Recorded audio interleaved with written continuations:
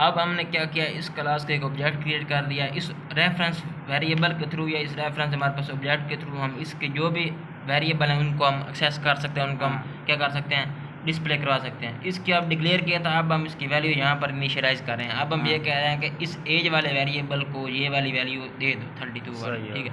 अब इस reference A1 dot as आ गया, फिर हम लिखेंगे यहाँ पर क्या लिखेंगे, A1 डॉट हम लिख देंगे नेम आ गया। नेम में हमारे पास स्ट्रिंग है तो डबल कोट्स में स्ट्रिंग हमेशा जहाँ पर हमने इनिशियलाइज करनी है डबल कोट्स में करनी है। लेट्स सपोज यहाँ पर हम नेम लिख देते हैं मोहम्मद आमिर लिख देते हैं, या कोई भी लिख देते हैं मोहम्मद आमिर लिख देते हैं, ठीक है।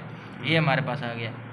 अब मैं लिखता हूँ यहाँ पर जैसे A1 डॉट, मैं पहले ग्रेड लिख देता हूँ, फिर मैं लिखता हूँ सैलरी आगे पीछे करके। ग्रेड इधर हमेशा ग्रेड की टाइप क्या है, करेक्टर है, तो करेक्टर हमेशा भी लिखा जाएगा तो वो सिंगल कोट्स में लिखा जाएगा। तो हम लिखेंगे सिंगल कोट, उसमें उसका ग्रेड लिख देते हैं, डैट इज ए पॉजिटिव लिख देते हैं, ठीक है, या ए लिख देते हैं। ये हमारे पास क्या आ गया, उसका ग्रेड आ गया। आगे इसका सेमी कोलन आएगा हमारे पास, ये इधर आ जाएगा हमारे पास सेमी कोलन, और आगे आ जाएगा हमारे पास क्या आ जाएगा, A1 डॉट हमारे पास क्या रह गया था, सैलरी। सैलरी अब हम लिखेंगे 32.41, कुछ भी लिख सकते हैं, ठीक है। यहाँ पर अब हमें एरर प्रोवाइड करेगा। एरर प्रोवाइड इसलिए करेगा कि ये हमारे पास ये बाय डिफ़ॉल्ट हमारे पास वैल्यू क्या है, वो कहेगा कि ये डिफ़ॉल्ट की वैल्यू और आपने फ्लोट में साइन किया है। हमें बताने के लिए कि ये हमारे पास फ्लोट की वैल्यू है, उसके साथ हमें यहाँ पर एक एफ का यूज़ करना पड़ेगा। अब कंपाइलर समझ जाएगा कि ये वाली वैल्यू हमारी क्या है, फ्लोट है। अब वो इसे ईजिली अंडरस्टैंड कर सकेगा। अब हमने ये क्या किया है कि उन सब को वैल्यू को हमने असाइन कर दिया, मतलब कि इन सब की रेफरेंस वेरिएबल को, इंस्टांस वेरिएबल को हमने यहाँ पर क्या कर दिया, एक्सेस कर दिया। हाँ, इंस्टांस वेरिएबल को हमने क्या कर दिया, एक्सेस, ऐसा समझ लो, मतलब कि एक्सेस कर दिया, मतलब कि उनकी वैल्यूज़ को हमने असाइन कर दिया। इस तरीके से समझ लगी है। अब हमने उसकी वैल्यूज़ को असाइन कर दिया।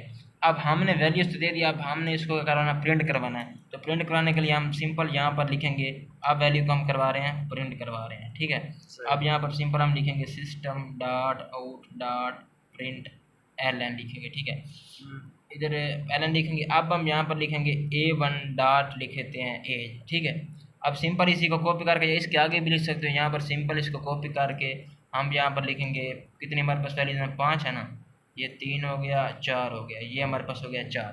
अब A1 डॉट एज था, अब हमने नेम प्रिंट कराना, फिर हम लिखेंगे नेम, और इसी तरह हमारे पास क्या था, A1 डॉट हमारे पास ग्रेड था, तीसरे नंबर पर ये आ गया ग्रेड, और फिर हमारे पास था A1 डॉट था सैलरी। ये हमने उनकी वैल्यू को प्रिंट करवा दिया, ठीक है।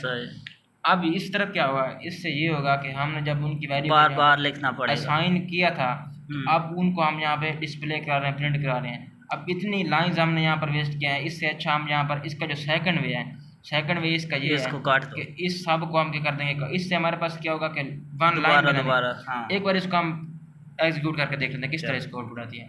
एग्जीक्यूट किस तरह से करना है कि ये क्लास के नेम को हमने कर लेना है, यहाँ से कॉपी कर लेना है, पहले सेव तो करो, इसको पहले कॉपी कर लेंगे, कॉपी इधर से हो गया, फिर हम इसको करेंगे प्रिंट पे जाके सेव पर कर देंगे करीब, जो भी पार्ट सिलेक्ट होगा वो उसी पार्ट्स वाला हमारा फोल्डर ऑटोमेटिकली ओपन हो जाएगा। अब इसको हम यहाँ पे कर देंगे, पेस्ट कर देंगे, डबल कोट्स में कर लो या जिस तरह कर लो, ये हमारे पास क्या है, करेक्ट होगा। एक्सटेंशन साथ हमने डॉट जावा की लाजमी लगानी है, वरना वो क्या करेगा कि एग्जीक्यूट नहीं करेगा, एरर देगा। डॉट जावा हमने एक्सटेंशन लगा दिया। अब इसको हम यहाँ पर करेंगे सेव। जैसे ही हमने इसको सेव किया तो ऊपर देख सकते हैं कि आमिर के आगे डॉट आया, फिर आ गया है जावा। इसका मतलब है कि आमिर डॉट जावा के नाम से फाइल होगी सेव। अब हमने इसको एग्जीक्यूट करना है तो हम इधर स्टार्ट बटन पर क्लिक करेंगे, इधर हम करेंगे कमांड प्रॉम्प्ट में जाएंगे तो हमारे पास इस तरह ओपन हो गया है। अभी इधर क्या है, इसका वे है, इधर वे ये रहेगा कि हम जाएंगे दिस पीसी में जाने के बाद हमारे पास किधर पड़ा है, लोकल डिस्क सी में फाइल पड़ी है, ठीक है। तो अभी हम क्या करते हैं, इसको इस तरह देखते हैं कि पहले जाना है डी ड्राइव में, डी लिखेंगे, उसके बाद डबल कोलन लिखेंगे, क्योंकि डी के बाद हमारे पास क्या है, कोलन आ रहा है नेम के, तो ये इंटर करेंगे तो हमारे पास ये डी ड्राइव इस तरह से ओपन होके आ जाएगी, ठीक है। इस तरह से ओपन होके आ जाएगी। अब हमारे पास कौन सा प्रोग्राम है, इस वाले फोल्डर में हमारा उस प्रोग्राम पड़े हैं, हम लिखेंगे CD space Java program. CD लाजम लिखना है, CD इसलिए लिखना है क्योंकि हम इस फोल्डर को ओपन कर रहे हैं, इसलिए मतलब कि CD स्पेस लगानी है, फिर आगे हमने जावा प्रोग्राम लिखना, समझ आ रही है। ये वाला फोल्डर हमने इसको कर देंगे यहाँ पर एंटर। जैसे ही एंटर करते हैं तो हमारे पास ये फोल्डर इस तरह से ओपन होके आ जाएगा।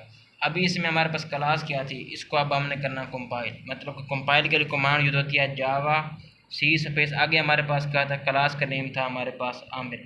हमेशा हमने वही क्लास सिलेक्ट करनी है जिस क्लास के अंदर मेन मेथड होगा। हमारा मेन मेथड है इस क्लास के अंदर, पब्लिक स्टैटिक वॉइड में हमारा क्या है, मेन मेथड है।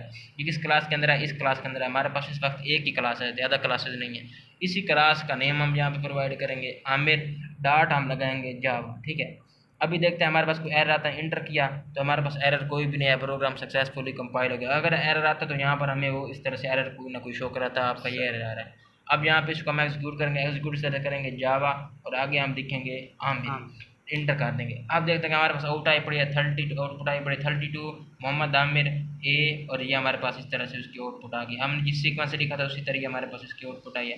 तो देख सकते हैं हम इधर किस तरह से आई है हमारे पास आउटपुट। हमने पहले एज को प्रिंट किया था तो ये पहले उसकी आ गई है, यहाँ पर एज आ गया 32, फिर नेम आ गया, फिर तीसरे नंबर पर ग्रेड आ गया, चौथे नंबर पर हमारे पास क्या आ गया, सैलरी आ गई है। ठीक है, तो ये इस तरह से आ गया है। अब इसको रेजबिलिटी वाला सिस्टम लगाओ। अच्छा, रीयूजेबिलिटी। अच्छा, एक ये प्रिंट का तो समझ लग रहा है, प्रिंट करेगा एलन का मतलब अगर हम एलन यूज़ नहीं करते तो वो एक ही लाइन में आ जाएगा हमारे पास। ठीक है, समझ लगी ना, अब समझ आ गई है इसकी।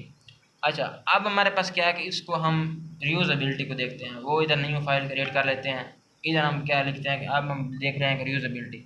मैं इसका नाम भी क्या लिख